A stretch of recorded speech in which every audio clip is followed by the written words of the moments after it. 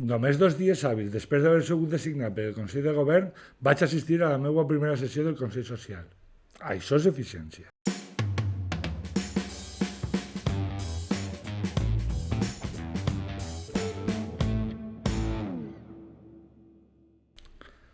El 8 de febrer he assistit a la meva primera sessió en el Consell Social.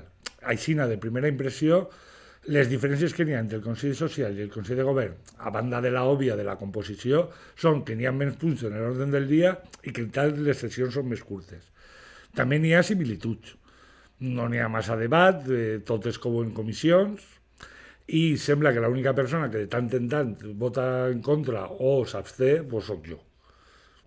La llista dels assumptes tractats i aprovats són les que estan passant per ací baix. Els 2 punts en els que jo vaig votar en contra van ser les modificacions de la RLT del PAS. L'aprovada en el Consell de Govern de desembre, que els motius pels quals vaig votar en contra els vaig explicar en el vídeo que us per ací, que se tractava per segona vegada en el Consell Social, perquè sembla que en l'anterior sessió, l'última en la que va estar Olaya, va haver un defecte de forma. I també l'aprovada el 3 de febrer, que els motius dels quals vos he exposat en este vídeo. I també em vaig abstindre en la designació de 3 membres per a una comissió de mecenatge. I què és això?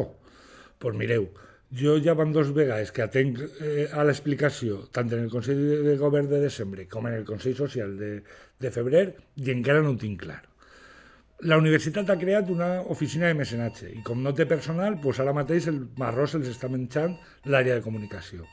El Consell Social ha contractat una empresa consultora que ha fet una plataforma de crowdfunding i ara els està assessorant sobre els passos a seguir.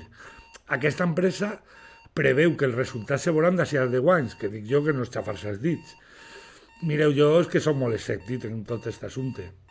I quan sent que el que cal és començar és amb un grup de treball que contesti a la pregunta per què existeix la UPB, pues pense que si se llegirem l'article 1 de la LOU o el 2 dels estatuts, pues estalviaríem temps i diners.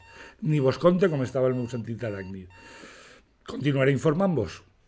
La presidenta de la Comissió de Relacions a la Societat ens va informar sobre l'èxit del AppSTEAM, que és una competició de centres educatius del País Valencià en la que se presenten productes, eines i espais per a fomentar la sostenibilitat de la societat.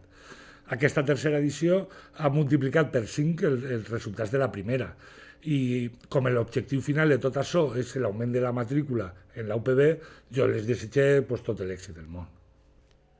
El rector va fer el seu informe, que és un resum del que fa en el Consell de Govern i que ja teniu disponible al web de la UPB. LOU, llei de la ciència, reforma laboral, etc. I per últim, la presidenta del Consell Social també va fer el seu informe, on va parlar de la renovació dels membres, com jo, i de les vacants que queden per cobrir. També ens va parlar dels premis del Consell Social d'enguany i del pla estratègic de la UPB que ens ocuparan els pròxims mesos. I fins aquí el resumen. Suposo que molts de vosaltres estareu dient, molt bé, Vicent, però què és el Consell Social? Doncs mira, jo promet que quan ho tinga clar què és el Consell Social i per què existeix, jo vos faig un vídeo didàctic i vos ho explique tot. Fins a la pròxima.